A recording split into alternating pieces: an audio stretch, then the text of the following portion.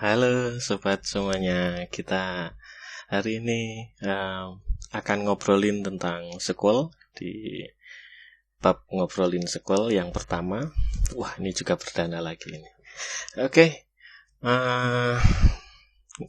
obrolan kita hari ini tentang satu pertanyaan. Ada yang bertanya, manakah antara dua query berikut yang efektif? Query-nya seperti ini, query 1 dan query 2. Query 1 ini biasa disebut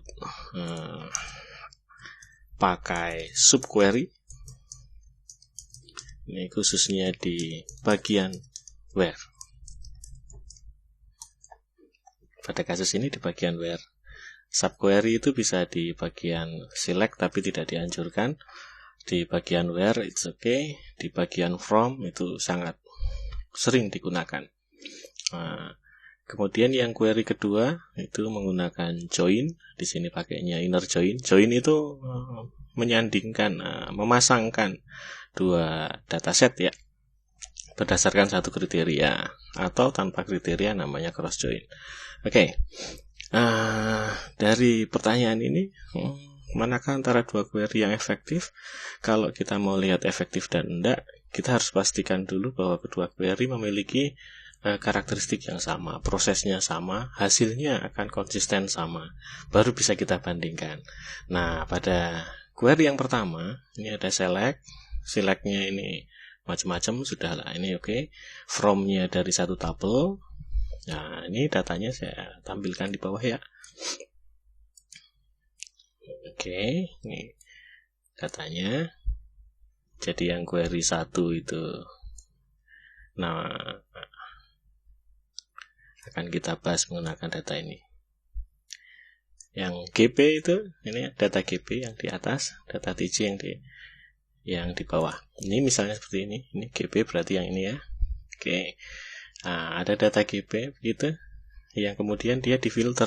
Si GP ini difilter berdasarkan kolom BS. Kolom BS ini diambilkan dari TJ. TJ yang dilihat juga BS-nya lagi. Ini ya. Yang diambil BS, yang difilter BS tertentu. Oke. Jadi ini seperti BS-nya GP sama dengan BS-nya TJ lah. Padahal di sini satu konstanta. Ini bisa langsung nih, where BS sama dengan BTN tanpa mengikut sertakan TJ. Kasihan si TJ, dia cuma jadi penggembira. Tapi yang jelas bahwa query 1 adalah memfilter BS. Ya, memfilter BS langsung. TJ hanya penggembira. Enggak penting TJ di situ, enggak penting. Query 2. Query 2 itu prosesnya inner join. Jadi ada GP dengan TJ disandingkan berdasarkan nick. Asal nicknya sama ini ya. Jadi nanti nicknya si siapa namanya? Si GP dan si TJ dicari dulu yang sama, mengikuti kondisi ini. Oke, kebanyakan makainya sama, tapi beberapa kondisi mungkin kita butuh yang kurang dari atau between atau macam-macam gitu ya. Pada kasus ini yang sama. Jadi nick 1 akan ketemu dengan nick 1, nick 3 akan ketemu nick 3 gitu ya. Setelah ada hasilnya, baru yang difilter adalah si GP-nya. GP-nya ini yang difilter PTN. Nah, mungkin maksudnya di sini query-nya adalah menjadikan si TJ sebagai tabel filter. Kalau dia sebagai tabel filter, maka filternya ini kita pasangkan langsung ke TJ sekalian, biar TJ yang difilter habis baru kita dapatkan. Toh sama-sama punya BS ya. Sama punya BS. Itu akan lebih efisien dibandingkan yang difilter tetap si tabel data aslinya. Sedangkan yang di atas ini, karena dia hanya difilter berdasarkan BS, maka tidak bisa dibandingkan dengan yang query 2. Yang dia itu sudah difilter oleh tabel TJ berdasarkan nick. Query 1 berdasar BS saja, tidak perlu TJ. Yang kedua perlu TJ berdasarkan nick. Harus nicknya TJ yang diambil.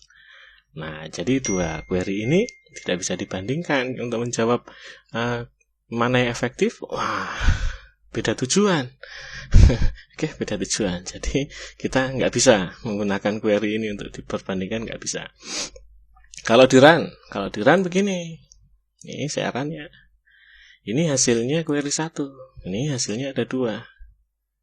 Oke. Nah, sekarang dua-duanya saya run.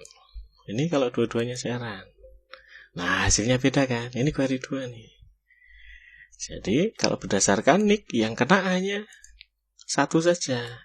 Tapi kalau berdasarkan BS yang sama dengan PTN ada 2 nicknya.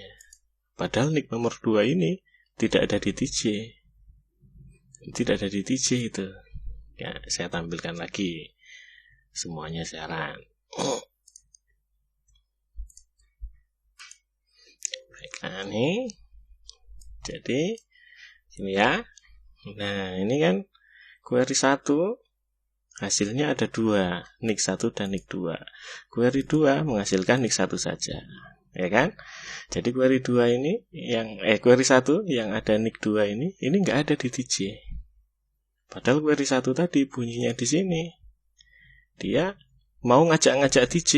Ternyata TJ-nya hanya jadi penggembira saja, enggak ada gunanya di situ ya kan? Oke. Karena nyatanya si nick 2 dia tetap keluar. Padahal nggak ada di TJ. Gitu ya. Nah, supaya kita bisa bandingkan atau memang maksudnya adalah menjadikan TJ sebagai tabel filter untuk memfilter GP, kita ubah dulu query-nya. Query 1 kita ubah begini. Yang bagian atas nggak usah dilihat ya, yang bagian ini saja. Query 1 itu kita ubah begini. Filternya adalah tetap nick. Oke, sedangkan di sisi TJ baru kita masukkan where-nya adalah PTN seperti tadi. Seperti yang ini kan? Nih, tetap kita pakai. Tapi di sini bukan BS, harus nick. Di sini juga GP-nya nick gitu ya. Maka itu akan jadi tabel TJ memfilter GP berdasarkan nick khusus untuk yang TJ tertentu. Oke? Nah, yang query 2 juga kita ubah sedikit supaya dia lebih masuk akal. Karena yang difilter menjadi alat filter adalah ada suara geluduk di luar. Nah, karena yang menjadi tabel filter adalah TJ, gitu ya. Maka kita pun akan menggunakan sisi where-nya ini adalah pada sisi TJ juga. Where-nya tetap sama. Jadi ini where-nya sama nih, tetap sama-sama BS. Nah, query ini pun sebenarnya bisa langsung ya, dimasukkan ke dalam join-nya sana. Kalau di database engine seperti SQL Server ini, contohnya seperti ini. Ya, ini kan. Tapi ini saya pakai IDBS. Oke, mari kita coba lihat yang query 1 setelah diperbaiki ya. Ini saya run query 1 setelah diperbaiki begitu. Oke, 1 hasilnya. Saya run deh. Yang query 2 juga begitu. Nah kan jadinya 1-1 juga. Nah, kalau kita hitung waktunya, ini untuk membandingkannya kan sudah bisa dibandingkan karena hasilnya sama tuh. Untuk membandingkan secara kasar gitu ya. Pakai ini nih, ini untuk di-clear data case-nya, plan-nya, baru kita hitung waktunya. Biasanya pakai set statistic time chat, tapi saya nggak pakai itu. Kita pakai yang ini aja deh, yang awam-awam aja, yang gampang. Oke. Karena cara ini bisa dipakai di mana saja sebenarnya, tidak hanya di SQL Server atau database yang besar. Oke, kita execute semuanya, dia akan begini jadinya. Oke, karena datanya hanya sedikit. Query yang pertama itu dalam 0 milisecond, query yang kedua dalam 3 milisecond. Yang join ini dengan where-nya di luar ini, dia dalam 3 milisecond. Hasilnya sama. Oke. Yang subquery dia 0 milisecond clean ya. Mulai dari dia menyusun plan dan segala macamnya sampai dia mengerjakan sampai hasil akhir keluar itu masih hitungannya 0 milisecond. Yang ini 3 milisecond ya. Milisecond tapi.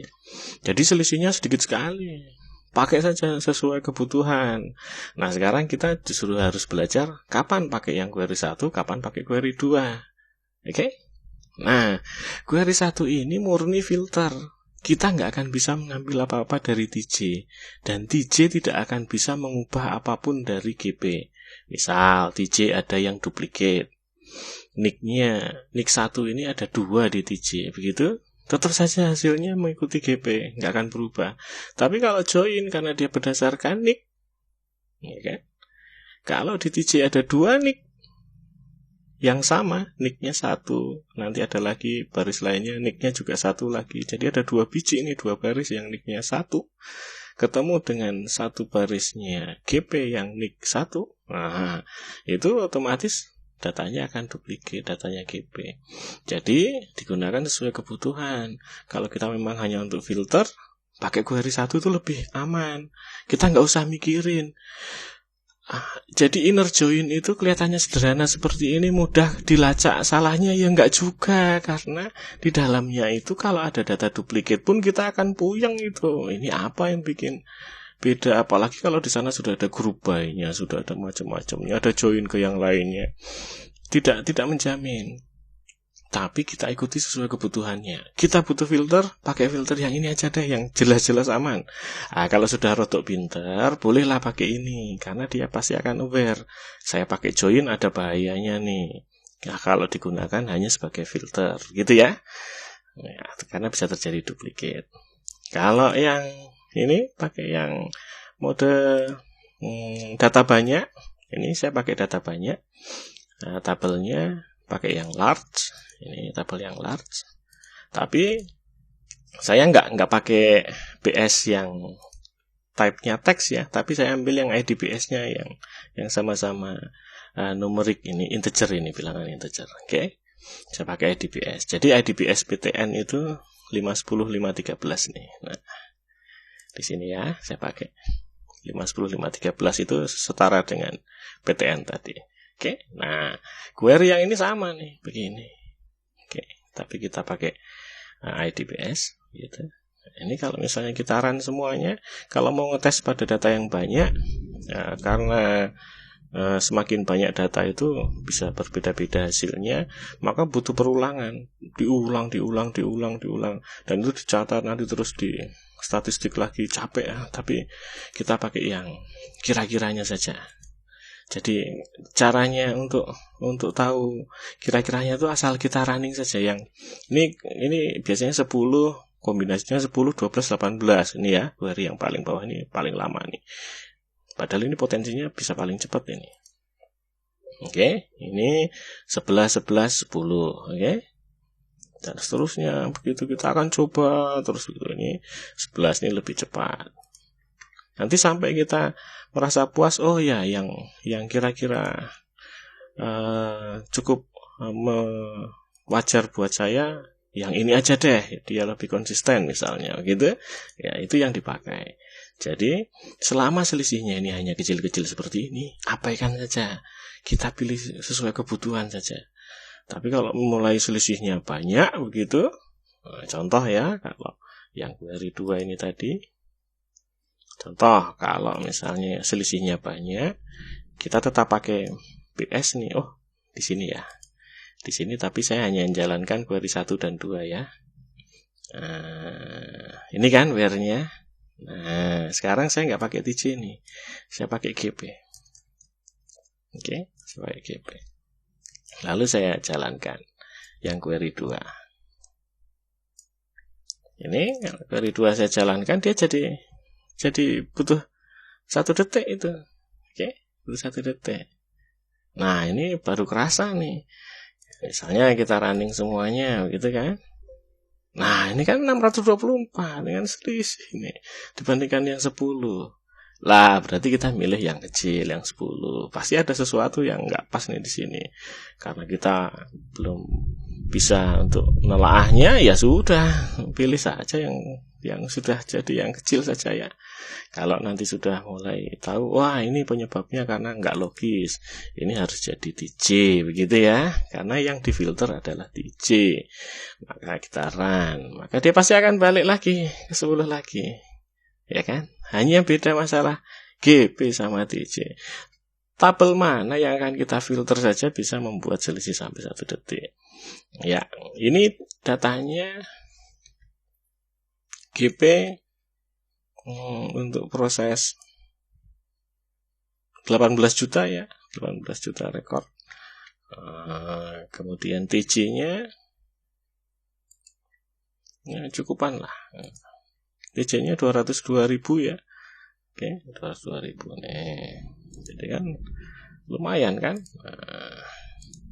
Nah, untuk data yang besar seperti ini biasanya SQL Server rotok galak pakai memori, tapi ini tumben dia hanya pakai sedikit ini. Dari tadi saya amati sekilas tuh kok nggak gerak dia. Jadi data segitu tuh buat SQL Server. Oke lah, saya pakai SQL Server. Oke. Nah, kira-kira begitu penjelasannya tentang obrolan kita. Filter data pakai tabel lain.